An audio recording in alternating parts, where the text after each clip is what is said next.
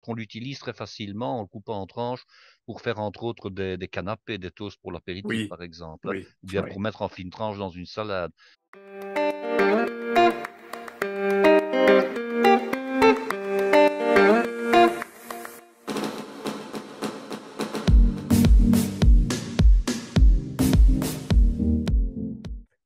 Chers amis, soyez les bienvenus dans ce nouvel épisode qui est une fois de plus très chargé ce soir avec mon ami Guy. Bonsoir Guy.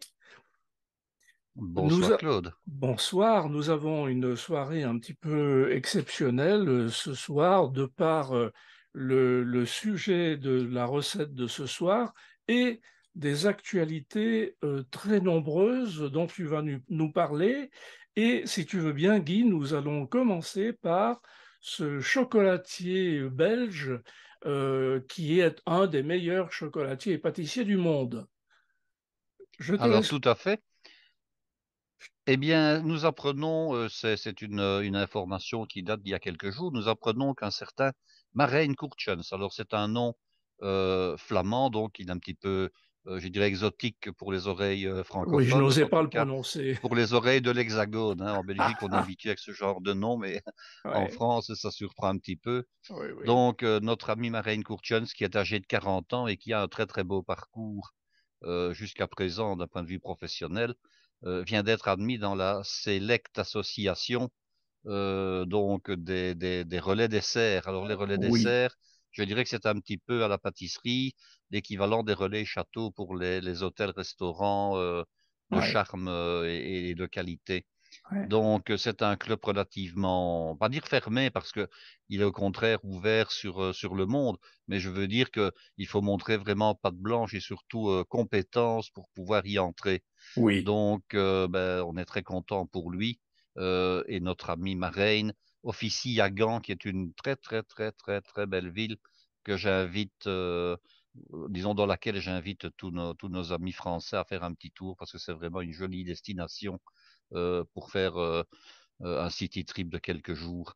Eh Ah bien, si oui. jamais vous passez par Gand, eh bien, vous allez rendre visite à ce pâtissier de haute voltige, voilà, tout simplement. Mhm, Alors, mhm. on vous enverra je dirais, avec avec En lien. l'épisode de ce soir en lien, on Oui. vous enverra un article qui en parle, je dirais, qui donne un petit peu le détail de sa carrière. Et alors, n'hésitez pas non plus à taper sur Internet relais dessert et d'aller voir un peu quelles sont les actualités.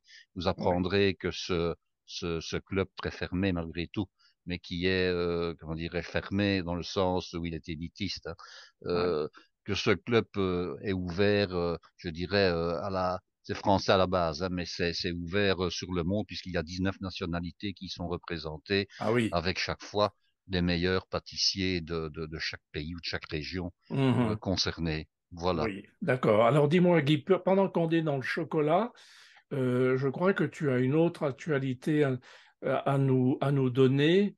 Oui, Euh, tout à fait. Nous voilà, avions parlé il y a quelques semaines des ennuis de la firme Barry Callebaut, qui est, oui. je rappelle quand même, le plus gros producteur mondial de chocolat de base. Ouais. N'oublions pas que Barry Callebaut est né de la fusion du chocolatier Callebaut belge et du chocolatier Barry français, que le siège social de l'entreprise se trouve à Zurich. Alors, il se trouve à Zurich, pourquoi? Parce que pour des raisons fiscales, je dirais, bien entendu, c'est plus intéressant, mais ça reste une société dont je dirais, les outils de production se trouvent ailleurs, se trouvent en France entre autres, mais en Belgique également. Et je rappelle que la plus grande chocolaterie du monde se trouve à Wies, en Flandre orientale. C'est le principal site de production. Il y en a également un autre à Halle, tout près de Bruxelles, qui se trouve donc dans le Brabant flamand. À Ouais. Eul, qui est aussi un autre site de production dans la région de Courtrai, qui se trouve en Flandre occidentale, tout près de la frontière française, que la plateforme logistique mondiale se trouve à Lokeren en Flandre orientale. Tout ça pour dire que notre société, donc Barry Callebaut, fournit des négociants, des marchands, des fabricants de chocolat comme Unilever, comme Nestlé et Mondelez, hein, ce Ouais. qui n'est pas rien. Donc, quand on pense que Nestlé fabrique son propre chocolat, non, non, non, non, Tintin, comme on dit chez nous, euh, c'est Ça vient de Callebaut chez qui Barry fabrique. Callebaut. ça vient de chez Barry Callebaut. Ouais, Alors, après tous les ennuis que la société a eu, puisqu'on a retrouvé, hein, rappelez-vous, il y a quelques mois maintenant, des traces de salmonelle dans le chocolat, ils ont dû arrêter la fabrication, ils ont dû oui. vider toutes les conduites, jeter des tonnes et des tonnes de chocolat, dont je ne sais d'ailleurs pas ce qu'il est devenu, hein. On s'est rendu compte que c'était à cause d'une lécithine. Alors la lécithine, je rappelle un peu ce que c'est un produit qui est un adjuvant dans la fabrication du chocolat, qui est un émulsifiant. On retrouve de la lécithine dans le jaune d'œuf, donc ce n'est pas un produit, je dirais, chimique, toxique ou mauvais. C'est un produit qui est naturel à la base, mais qu'on peut certainement fabriquer artificiellement. Mais en tout cas, c'est un émulsifiant. Alors, bon, ben, ça venait, paraît-il, de Hongrie, hein, ce Oui, produit. oui. Et alors, on l'avait retrouvé également, ce produit, dans une autre firme qui fabriquait du chocolat du côté du sud du pays, du côté d'Atu. Donc, vous voyez que c'était peut-être la même source de contamination. On avait aussi retrouvé des Mhm. salmonelles là-dedans, donc il n'y aurait pas Oui, d'étonnement à ce que ce soit la même firme qui ait contaminé les deux grands chocolatiers. oui. Donc, on vient de nommer là-bas un nouveau responsable, disons un responsable dans ce qui est la production, on va dire plutôt sur le terrain. Et c'est Oui, parce que je vois que Joteis, c'est un ingénieur industriel, Joytis. voilà, Oui. Joteis, oui, qui va donc, qui a 50 ans et qui va commencer à officier à partir du 1er janvier 2023. On suppose qu'il va être mis à ce poste-là pour redynamiser C'est ce que j'allais. la, Oui, oui. la version, disons, commerciale de la société, tout en étant quelqu'un qui connaît quand même, je dirais, de l'intérieur, les processus de fabrication et ce genre de choses. Oui, mais ils ont Euh, certainement dû modifier les process industriels de fabrication, Moi, je j'imagine. suppose que ça doit être... Bon, on fabrique toujours le chocolat de la même manière. Par contre, ce qui se passe vraisemblablement, c'est qu'il y aura une surveillance accrue de Oui, la manière dont les produits entrent, je dirais, en combinaison les uns avec les autres et peut-être des analyses plus poussées avant. On oui, fera peut-être plus confiance automatiquement, je dirais, aux différents produits qui arrivent. On va peut-être les analyser chacun en disant, bon, si on met un produit comme la lécithine, qui est vraiment un adjuvant qu'on utilise en très petite quantité, est capable de contaminer des tonnes et des tonnes de chocolat, il y a peut-être intérêt à vérifier son innocuité avant de la mettre dans le circuit. Voilà. bien sûr, on peut imaginer qu'ils ont investi dans le contrôle qualité. Oui, mais ça existait déjà avant, hein, mais Oui, oui, bon, mais bon, il y a eu une bon, ils ont défaillance été quand même, hein. surpris Oui, évidemment. oui. Voilà, ils ont été surpris certainement par l'impact que ça a eu. Peut-être qu'ils ont aussi fait confiance, puisque c'était un produit alimentaire, à la base à la firme qui leur livrait et qu'elle était Oui, censée, elle, avoir vérifié si le produit était sans défaut et sans problème. Donc voilà. oui, oui, oui. Et alors, nous continuons dans nos informations. Alors là, une information pour laquelle je suis un petit peu resté baba, comme on dit, à propos de la mozzarella. Pour moi, la mozzarella vient exclusivement d'Italie. Eh bien, je me trompe, Alors la n'est-ce pas, Guy? mozzarella, ben oui, j'ai été en fait interpellé, non pas que je ne le savais pas, parce que bon, je savais que ça se fabriquait ailleurs qu'en Italie, mais je suis tombé, si je puis dire, il y a quelques jours sur une très belle séquence d'ailleurs du journal télévisé de 13 heures sur Antenne 2, sur France 2, je ne sais plus comment on doit dire maintenant, si c'est France Antenne 2, 2 ou France France 2, 2, France sur 2. France 2, qui a parfois de très très beaux reportages en province, comme on dit, dans les régions. Et alors, on nous a montré quand même avec une séquence qui durait un certain temps, donc c'était 3 bien minutes expliqué. et 23 secondes. C'est ça, un peu plus trop, ce qui est beaucoup pour une séquence, hein, journal Absolument, télévisé, il faut se rendre compte, absolument. hein. Ouais. Donc, on nous a montré l'élevage qu'un certain monsieur originaire d'Italie à la base. Bon, en fait, je suis allé un petit peu creuser pour voir un petit peu ce qu'il en était. Donc, Ouais. c'est un monsieur qui s'est installé avec son épouse dans les Corbières et qui a une ferme où il élève des bufflonnes. En réalité, la famille elle-même venait donc d'Italie et s'était installée en France et avait commencé par tenir un restaurant. Donc, il y a les frères, il y a les parents de ce monsieur donc qui sont installés Ouais. en France depuis déjà de très nombreuses années. Et alors l'idée leur est venue de dire mais pourquoi est-ce qu'on ne fabriquerait pas de la mozzarella ici en France? Alors la mozzarella, on peut la réaliser à partir de lait de bufflone, mais également à partir de lait de vache. Beaucoup de mozzarella industrielle et qui est vendue, je dirais, à un prix très raisonnable, ne sont pas fabriqués au lait de bufflone, c'est fabriqué au lait de vache. Alors il y a une Ouais. raison à cela, c'est que la bufflonne, elle donne 4 à 5 fois moins de lait par tête, par bête, que la ouais, vache. ouais. Hein, donc forcément, elle mange à peu près la même chose, elle a nécessité d'avoir le même pâturage, les mêmes soins, les mêmes frais vétérinaires éventuels, mais elle produit 4 ou 5 fois moins de lait, donc ce qui veut dire que on ne produit pas autant de mozzarella avec autant de bêtes que si c'était des vaches, tout simplement. Par contre, Oh, le lait de bufflonne est incomparable au niveau de sa qualité, au niveau de son goût, il faut quand même bien l'avouer. oui, Alors, on peut ouais. quand même parler peut-être des bufflonnes et Oui, dire que voilà. il n'y a pas que dans les corbières qu'on en trouve des bufflonnes, Oui, hein. On oui, en trouve également en Belgique. Alors, nous vous mettrons également le site, les références du site donc de Bufflarden, qui est une société installée dans les Ardennes belges, donc est une région de voilà. haut plateau, Ouais. où les bufflonnes apparemment se plaisent beaucoup. On peut d'ailleurs aller visiter la ferme où les bufflonnes se trouvent et des Mm. installations. Alors, ils commercialisent bien entendu non seulement du fromage de bufflonne, mais également la viande de bufflonne, puisque la Ah bufflonne oui, se consomme comme le bœuf, on va dire, hein. C'est un bovidé, donc ça se ouais, consomme également. ouais. Et alors, j'ai lu quelques articles pour me rendre compte un petit peu de ce qui se passait. Il y a également des bufflonnes en Grande-Bretagne, hein. Il y en a donc dans les îles Orcades, qui sont là-bas situées tout au nord de l'Écosse. Donc, c'est dire que l'animal a été acclimaté non seulement dans des climats tempérés comme l'Italie ou bien le sud de la France, mais également les Ardennes, qui jouissent, si je puis dire, d'un climat un peu plus frais, et forcément les îles Orcades, là-bas tout au-dessus de l'Angleterre. Mm, mm. On en trouve également au Portugal, on en trouve en Espagne, on en trouve maintenant en Australie. Enfin bon, les bufflonnes ont vraiment conquis le monde.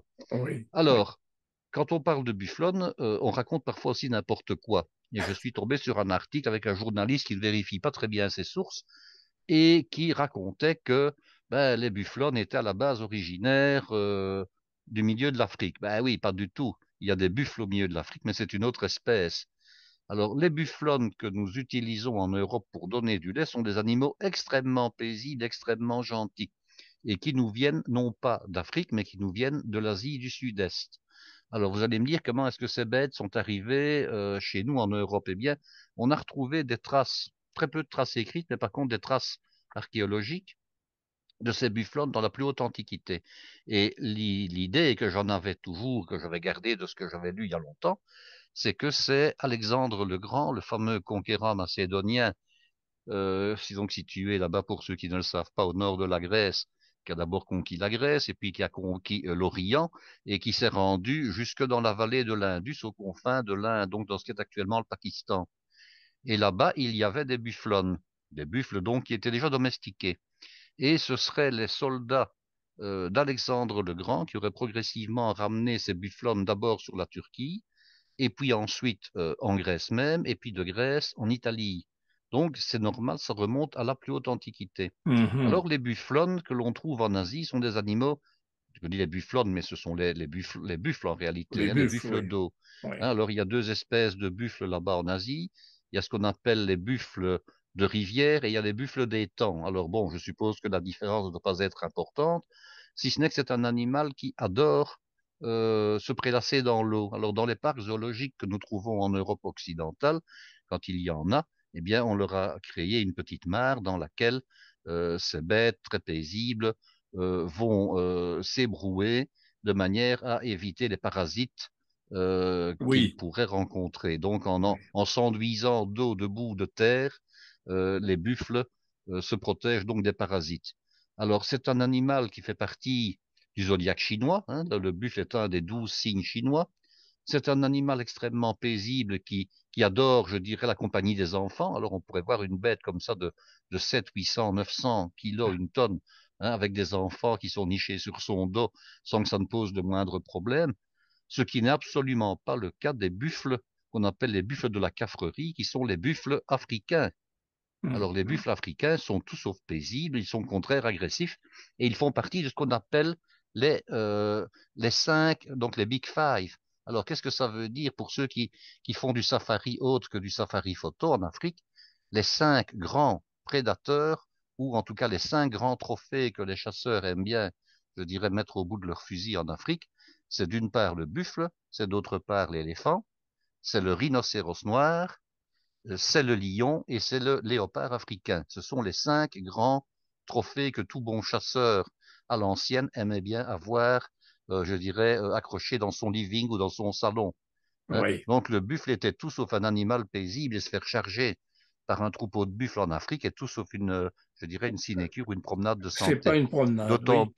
non, pas du tout. D'autant plus que le buffle est tellement agressif en Afrique qu'il n'hésite pas à éventrer les lions avec ses cornes. C'est dire que le buffle ne craint pas du tout, je Ouais. dirais, de s'attaquer ou en tout cas de se défendre par rapport au grand prédateur qu'est le lion. Oui, Par oui. contre, en Asie, le buffle est devenu tellement peu nombreux à l'état sauvage, il est toujours évidemment domestiqué et utilisé dans les rizières, de moins en moins d'ailleurs malheureusement, puisque il y a la mécanisation qui fait son œuvre. Néanmoins, dans les rizières qui sont classées au patrimoine mondial de l'humanité qu'on trouve en Chine, qui sont des rizières en terrasse à flanc de montagne, là, le buffle est toujours indispensable parce qu'il n'y a que lui qui peut grimper là-bas, donc dans les rizières et qui peut, je dirais, labourer de petites parcelles de terre. Oui.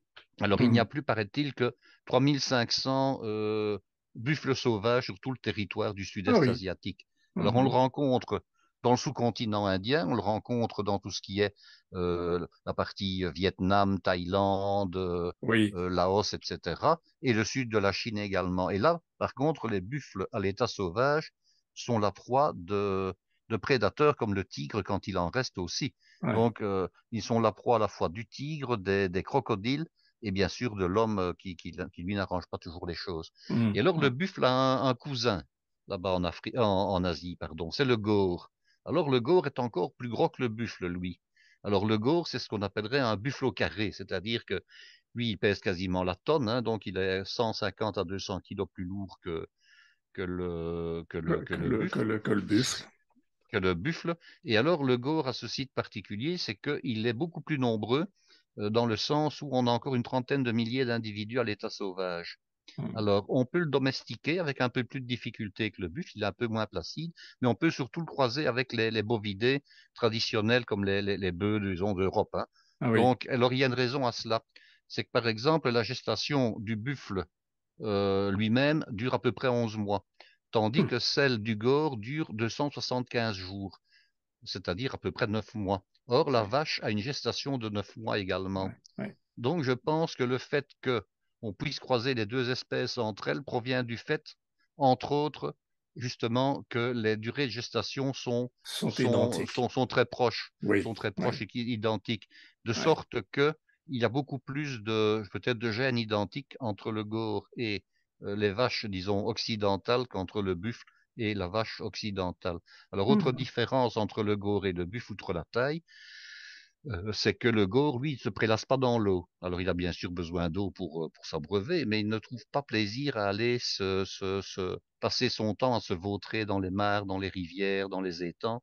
Lui, il préfère rester au sec, tout simplement. Mhm. Voilà, ça c'est la petite différence qu'il y a entre les deux. Alors, il y a bien sûr, bon, je l'ai dit, la taille, il y a la forme des cornes, il y a des choses comme ça, mais voilà, ce sont les Oui. principales différences qu'il y a entre les deux. D'accord. Alors, pour une dernière information, pour une dernière information, on revient en Belgique et je crois que tu vas nous parler maintenant de la semaine de la frite en Wallonie. Tout à fait. Alors, la semaine de la frite, c'est pour le moment, c'est maintenant que ça se passe. Il y a Hmm. donc une promotion qui a lieu chaque année où on fait par tous les moyens possibles et imaginables, dans la presse, à la radio, la promotion des frituristes wallons. Alors, les frituristes, ce sont donc les tenanciers de ce qu'on appelle des baraques à frites. Alors, même si le terme baraque était péjoratif et n'existe plus maintenant parce qu'il est de nouveau, enfin, il n'est pas de nouveau, il est interdit d'avoir ce qu'on appelle des baraques à l'ancienne, c'est-à-dire des Oui, roulottes oui. dans lesquelles on préparait les frites. Maintenant, le bâtiment doit être un bâtiment en dur, même s'il est toujours, je dirais, sur une petite place ou bien au coin d'une rue, mais on trouve maintenant de plus en plus de ce qu'on appelle un frite cote, hein, c'est-à-dire un établissement qui vend des frites et les produits associés, donc comme toutes les sauces, les brochettes, les boulettes, les cervelas, les chasseurs. Vous savez ce que c'est qu'un chasseur? Pas du tout. Pas du tout. Alors, il y a deux types je dirais, de saucissons que l'on peut manger chaud, mais surtout froid, qui sont réalisés de manière tout à fait industrielle. Alors, c'est le cervelas et le chasseur. Alors, il y en a Ah, un qui a une peau rouge et un qui a une peau brune.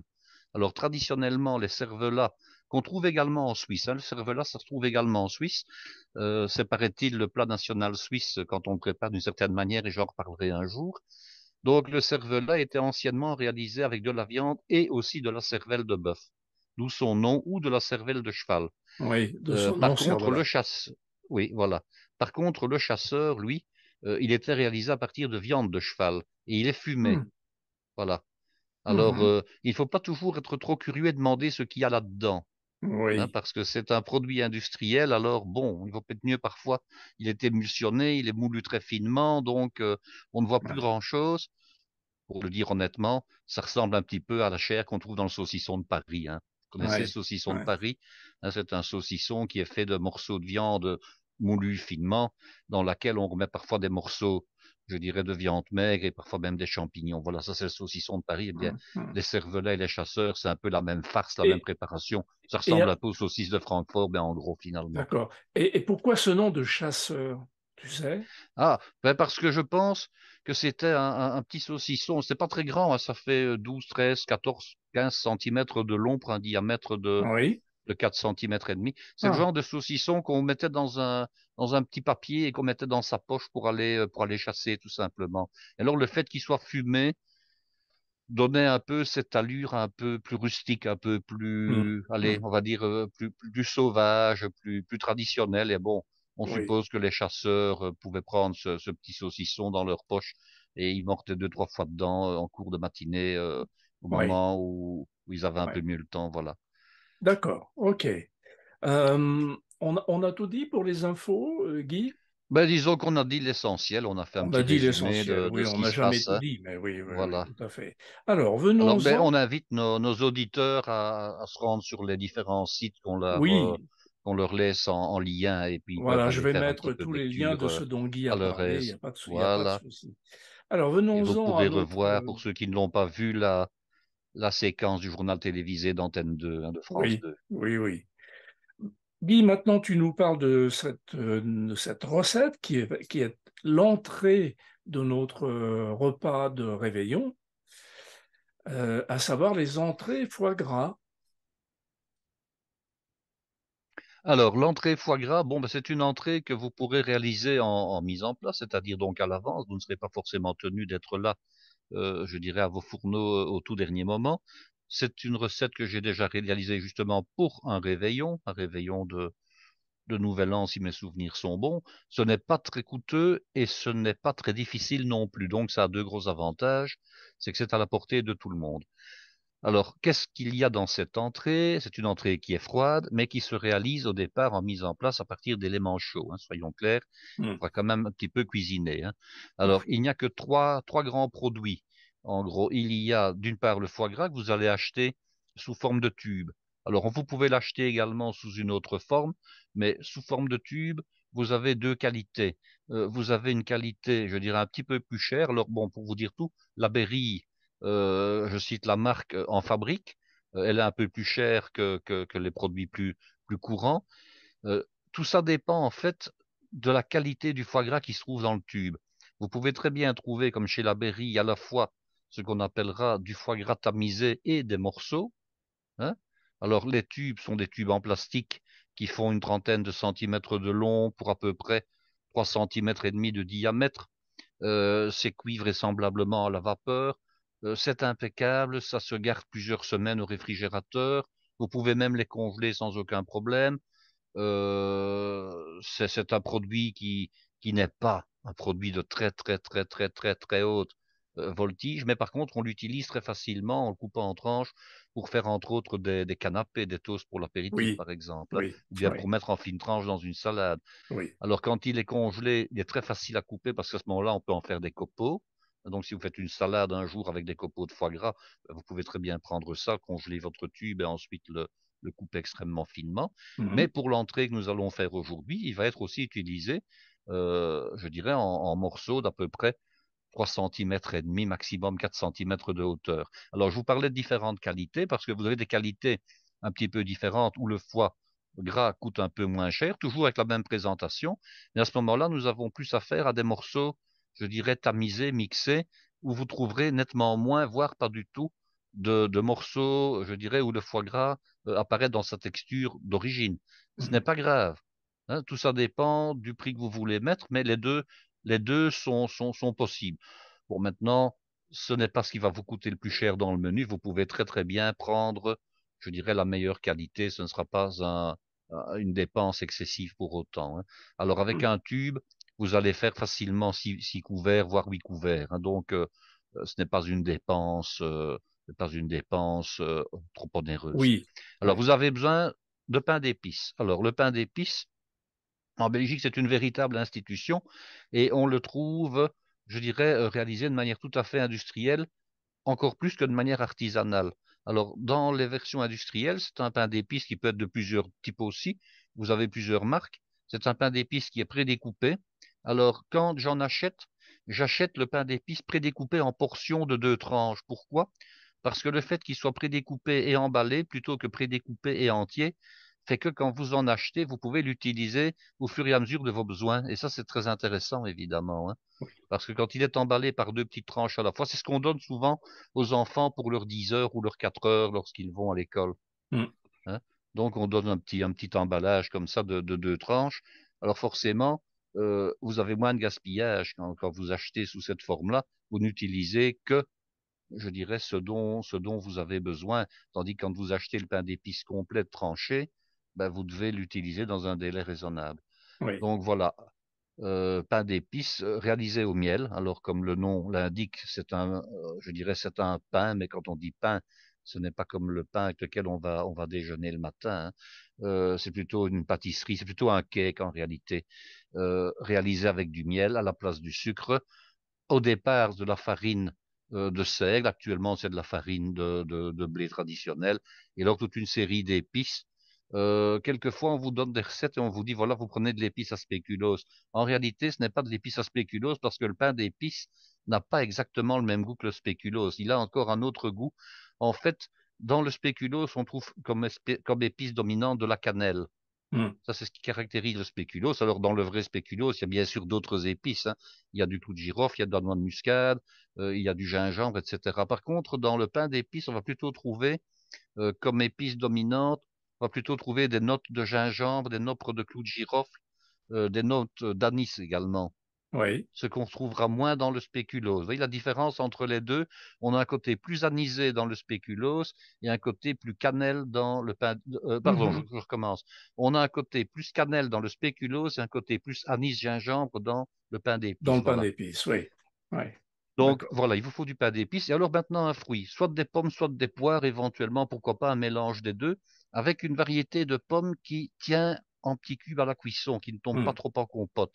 Mhm. Alors je conseille toujours la Jonah Gold. Je sais qu'elle n'est pas facile à trouver en France, Oui. mais bon, voilà.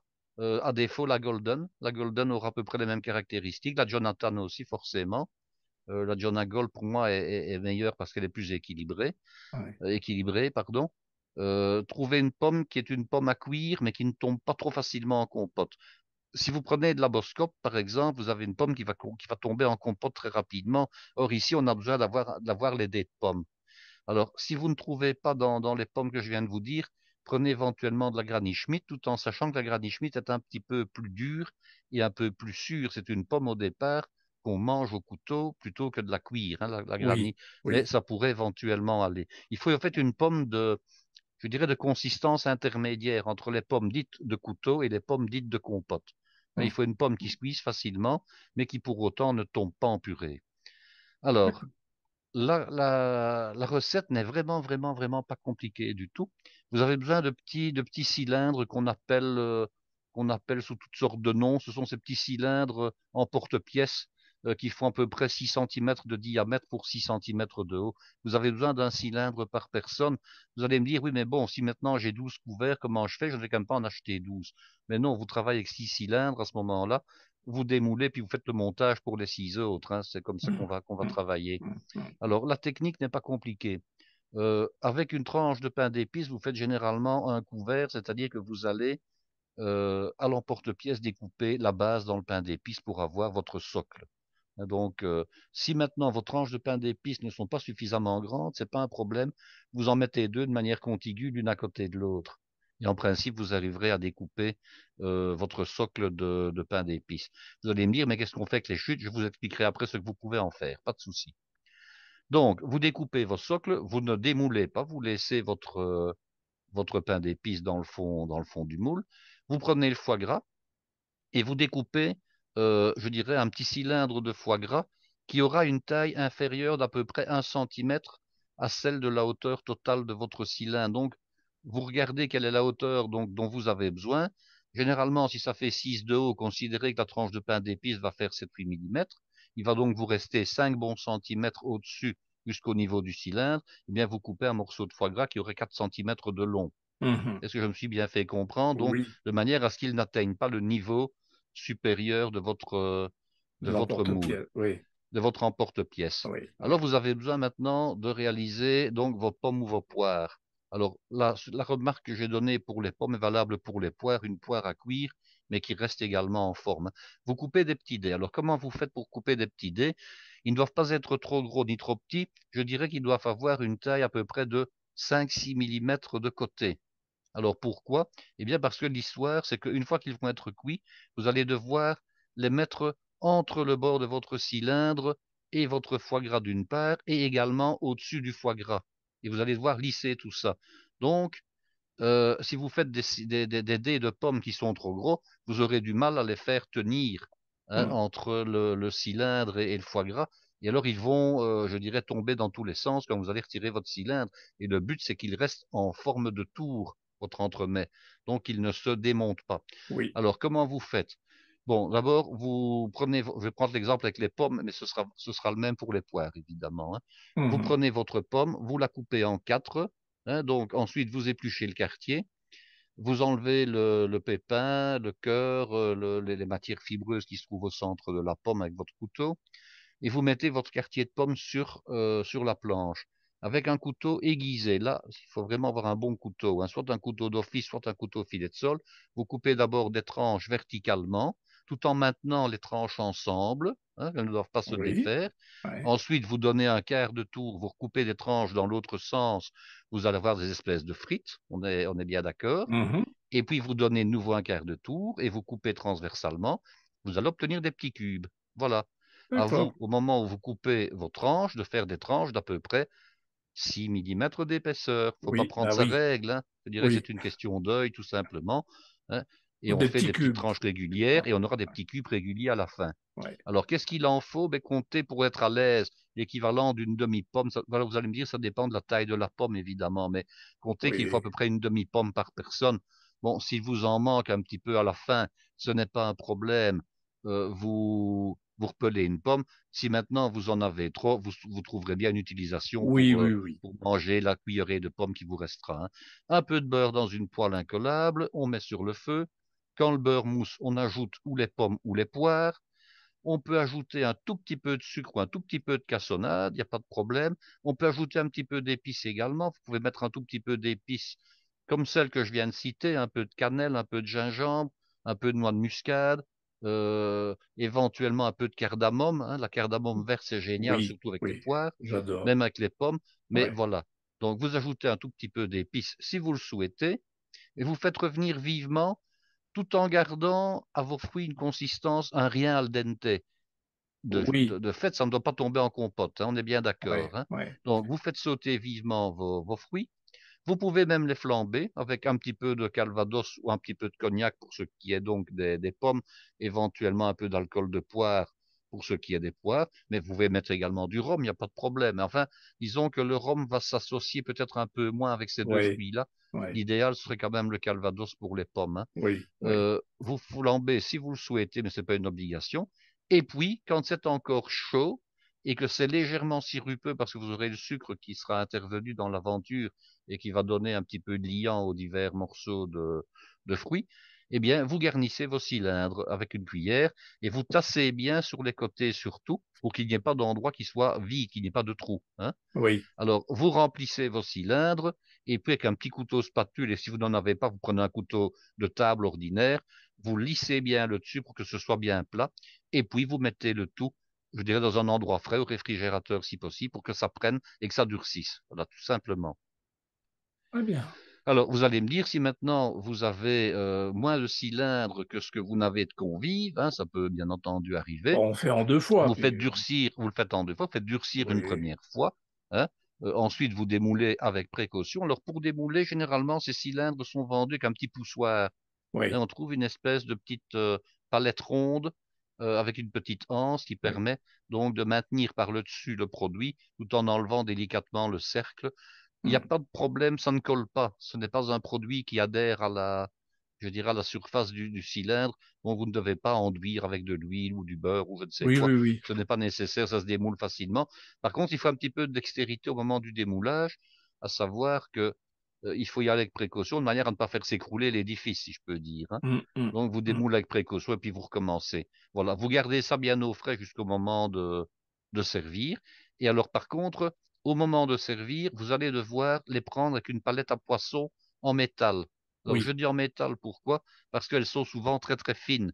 Tandis que les palettes à poisson en plastique maintenant, comme on les vend souvent en plastique noir qui résistent un oui, peu à la cuisson, elles sont plus épaisses et oui, on a du mal à les glisser en dessous de quelque chose pour le prendre, je dirais, et ne pas renverser le tout. oui, oui, Si vous avez suffisamment de moules par rapport au nombre de convives que vous êtes, je vous invite, moi, c'est à démouler sur assiette. Donc, à ce oui, moment-là, vous prenez carrément l'ensemble que vous déposez au milieu de votre assiette et vous démoulez. Une fois que c'est mis sur assiette, ce sera moins scabreux, moins dangereux, hein. oui, Ça, oui. c'est quand même important de le signaler.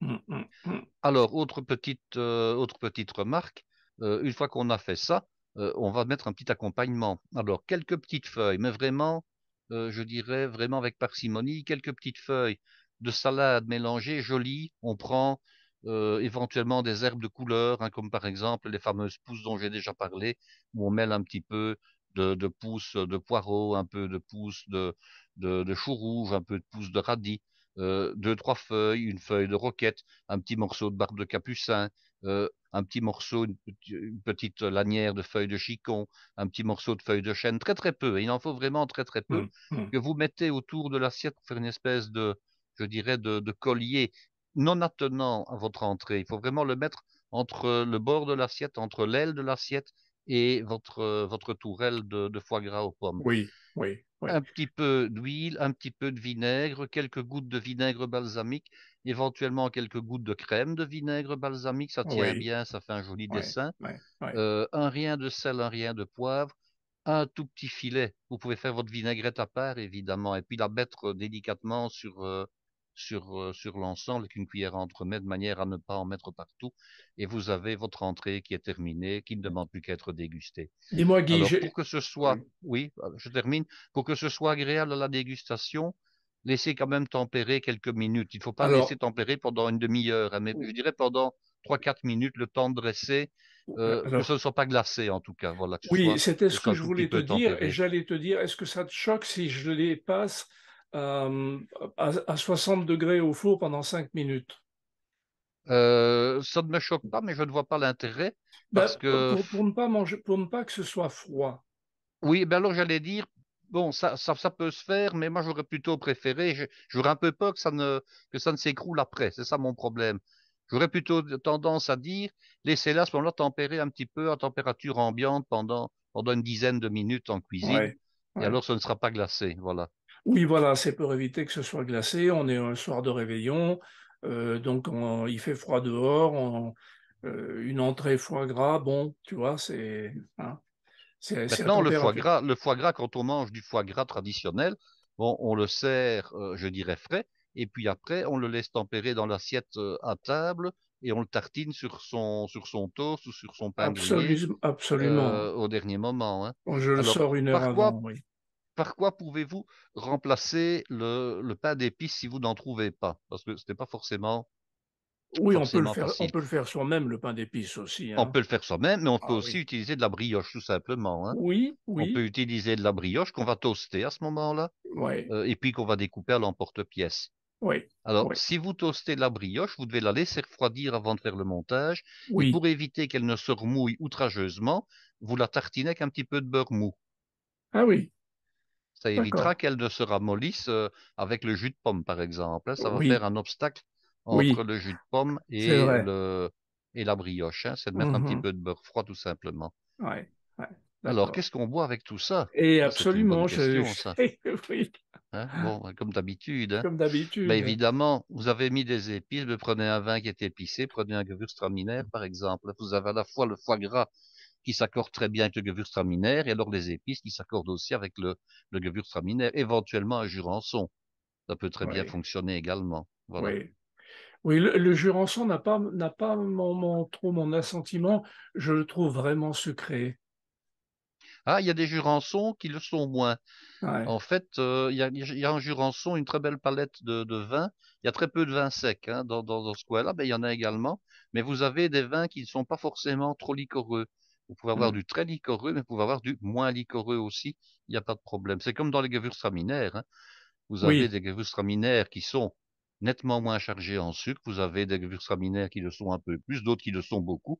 Si vous prenez le plus sucré, le plus doux, ce sera la sélection de grains nobles, évidemment, hein, qui lui Mm. est un vin qui est très très cher parce que pour le réaliser, on va uniquement prendre les grains qui sont botrytisés et on va les cueillir quasiment un à un.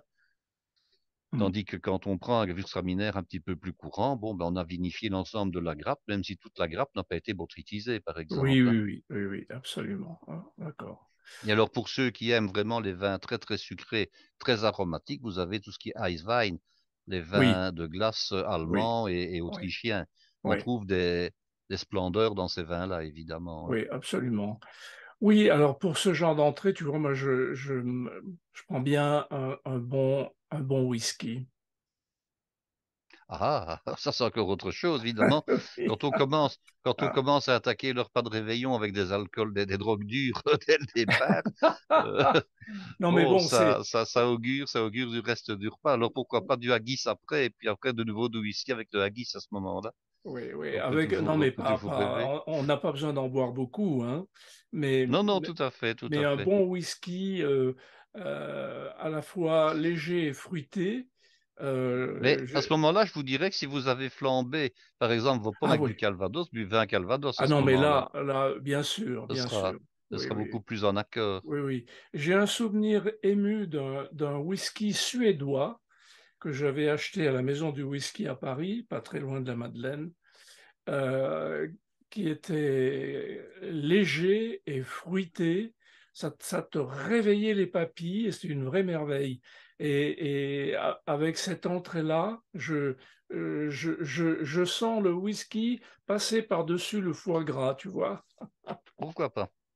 Mais je pense que en tout dernier recours, celui ou celle qui cherche une boisson parfaite, c'est d'aller chez votre caviste, hein, Oui, si c'est un caviste qui est compétent, et normalement ils le sont. ouais, Vous expliquez en quoi consiste votre plat et vous dites, voilà, qu'est-ce que vous me conseillez avec ça? Et lui, hum, en fonction de la conversation qu'il aura avec vous, il va vous dire, bon, ben, vous préférez quelque chose de plus doux, quelque chose de plus sec, quelque chose de ceci, quelque chose de cela. Puis aussi, quel prix comptez-vous mettre, hein? oui, Ça oui, a quand oui, même de l'importance. Combien absolument. êtes-vous? Parce que Ouais, bon, vous allez me dire quel est le rapport entre le nombre qu'on est et ce qu'on va prendre. Mais c'est facile à comprendre. Si vous mettez un verre par personne et qu'on va dire un petit verre, hein, on va dire 6 verres à la ouais, bouteille, ouais. vous ne devez acheter qu'une bouteille. Si maintenant vous êtes 8, une bouteille ne suffit pas, il vous en faut deux, carrément. Absolument, Mais en fonction absolument. du prix, vous ne serez pas forcément d'accord de dire, je vais mettre un prix élevé pour 2 bouteilles, alors que ça va me faire un verre et demi par personne et non plus un verre. Parce que s'il y a 8 personnes et que vous avez 2 bouteilles, vous êtes parti pour avoir l'équivalent d'un gros verre et demi par personne. Mais Oui, alors le prix dans votre menu de réveillon n'est plus le même, hein. Donc il y a absolument. toujours comme ça cette Oui, oui, dichotomie tout à entre le fait. nombre, la qualité qu'on veut mettre, le prix qu'on veut mettre. Oui. Tout ça intervient évidemment Alors, tu vois, dans l'organisation de votre réveillon. ce qui se passe chez moi, pour une entrée comme celle-ci, mon épouse adore la clairette de Die. Oui, oui. J'allais dire qu'un champagne n'est pas forcément à exclure non plus. Ah ben, moi Mais c'est aussi. La clairette de Die, elle est plutôt dans les demi-secs, hein. Elle est plutôt douce quand même, non? Oui, absolument. Elle est plutôt douce. Alors, celle que je fais venir, je connais le propriétaire éleveur, Et maintenant, c'est son fils que je connais aussi depuis 30 ans. Je fais venir chaque année pas mal de clairettes. Mes amis le savent, donc ils viennent en chercher aussi. Et contrairement à ce qui se passait il y a 20 ans ou 30 ans, où la clairette de Die faisait une barre ici à la tête, là. Oui, oui, oui. Ils ont énormément progressé et ils font vraiment de beaux produits. Et cette clairette de Die est à la fois douce, légèrement fruitée et souple. Donc c'est vraiment, elle ne fait plus du tout mal à la tête. Et c'est Mais vraiment c'était le cas anciennement des vins d'Alsace, et je me rappelle je dirais, d'un lever matinal assez dur. difficile. Après oui, lors d'un voyage énologique, nous avions bu pas mal de Gewürztraminer la veille au soir, et quand je me suis Ouais, réveillé le lendemain matin, j'étais toujours en Alsace d'ailleurs, j'étais avec des collègues et des élèves, j'avais la barre sur la tête. Alors là, ouais. j'avais l'impression qu'il y avait un carillon dans ma tête où toutes les cloches tapaient en même temps. Et puis, mon collègue me dit, écoute, on va faire une petite course autour de l'hôtel. Oh, je dis, écoute, je dis, Louis-Philippe.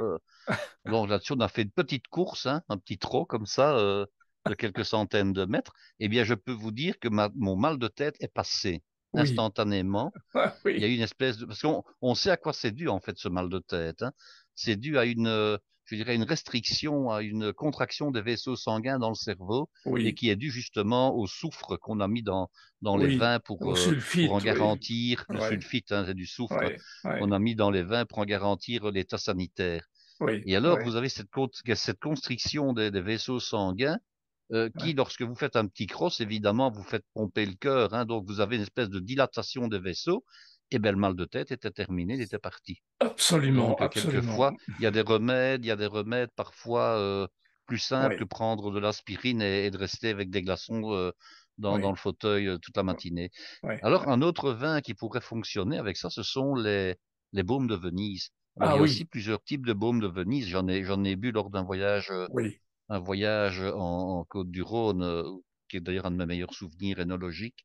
oui, Vous avez des baumes de Venise qui sont très sucrés, mais vous en avez d'autres qui sont aussi très équilibrés, hein, oui, oui, qui sont géniaux. Et avec ce genre de plat, il ne faut pas quelque chose qui soit trop sucré, hein. Faut oui, être d'accord de dire quelque chose qui a du goût, quelque chose qui a de la classe, mais pas forcément du sucre qui noie tout et qui endort vos papilles, hein. oui. Surtout qu'un vin trop sucré en début de repas, il va vous anesthésier pour le restant du repas. Donc, il faut Ab- éviter ça. Absolument, absolument. Oui, oui. C'est pour ça qu'en général, bon, pour moi, c'est soit le whisky, soit un champagne. Euh, c'est- ça garantit une bonne suite. Et alors, il y a encore deux autres types de vins qui pourraient fonctionner, hein. Alors, vous avez l'Exérès et vous avez les Portos. Oui, Et alors, contrairement à ce qu'on croit, aussi bien bon, dans l'Exérès, c'est plus connu, mais dans les Portos, c'est un peu moins connu. Vous avez des Portos qui n'ont pas forcément ce côté sucré, ce côté lourd. Vous avez des Portos qui sont extrêmement racés, extrêmement raffinés, oui, aussi bien dans les blancs que dans les rosés. Il y a des Portos rosés que dans les rouges. Alors, oui, vous avez des Portos qui sont un petit peu plus haut de gamme, comme ça, parfois millésimés, hein, des Portos soit millésimés, soit des Portos qui ont 5 ans, 10 ans. Il ne faut pas en mettre un grand verre, il faut en mettre oui, un verre très raisonnable, oui, et vous avez comme ça des merveilles. Alors, dans l'exérès, vous avez des xérès de type demi-sec, qui sont géniaux, qui vont fonctionner avec ce genre de produit sans aucun problème.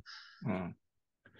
Très bien. Bon, eh ben voilà une belle recette et une belle entrée en matière pour ce repas de réveillon.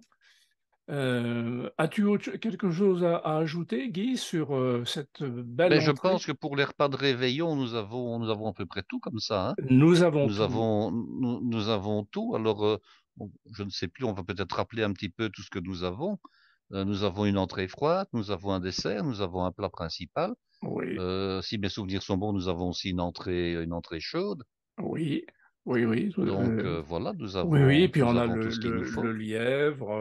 Alors on a le Voilà. fromage, hein, on a le fromage aussi. On a fait le fromage aussi. Alors, peut-être, Guy, peux-tu expliquer à nos auditeurs, on n'a pas fait dans l'ordre Non, on ne l'a pas fait dans l'ordre parce qu'on a fait les choses principales en se disant que si nous n'avions pas le temps de faire les plats secondaires, eh bien, ce ne serait pas un problème que chacun pourrait faire, disons, le plat qui lui plaît. D'ailleurs, euh, il n'est pas nécessaire de faire tout le menu avec les plats qu'on a donnés Ah, ici, hein. Ce n'est évidemment, évidemment, évidemment. même pas nécessaire. Oui, oui, c'est des idées, hein, Ce voilà. sont des idées. Bon, vous faites éventuellement l'entrée et le plat principal, ou bien le fromage et le plat principal, ou bien vous ne Ouais. faites pas le plat principal, vous faites uniquement l'entrée et le fromage. Bon, ben voilà, Oui, oui, très bien. c'est Non, à mais votre libre choix, bien entendu, hein. bien sûr, mais bon, on se devait de proposer un repas de réveillon quand même, hein, Guy, c'est tout à fait normal. Voilà. Eh Et puis nous bien, allons parler d'autres choses dans le futur, hein. Nous parlerons déjà de l'après-réveillon, nous parlerons déjà de quelques recettes d'hiver, pourquoi pas. Et ouais, puis nous ouais. aborderons tout doucement le printemps, puisque le printemps, pas dit qu'il est à nos portes, mais il va Oui, ben suivre oui, on ne les sait fêtes pas de si, fin d'année très rapidement, donc on verra. oui, oui, on sait pas si on va le lâcher le printemps avec les températures que l'on a. Oui, cela dit, on a beaucoup de choses qui nous attendent, hein. Bon, tu verras comment tu veux faire ça. Chers amis, vous voyez, nous avons plein, Guy a plein d'idées, donc il y a pas de problème, mais dites-nous si vous voulez qu'on aborde des sujets qui vous conviendraient mieux. Merci beaucoup, Guy, Et à bientôt, à- Claude. et à très bientôt. Merci, au revoir, chers amis, à très bientôt.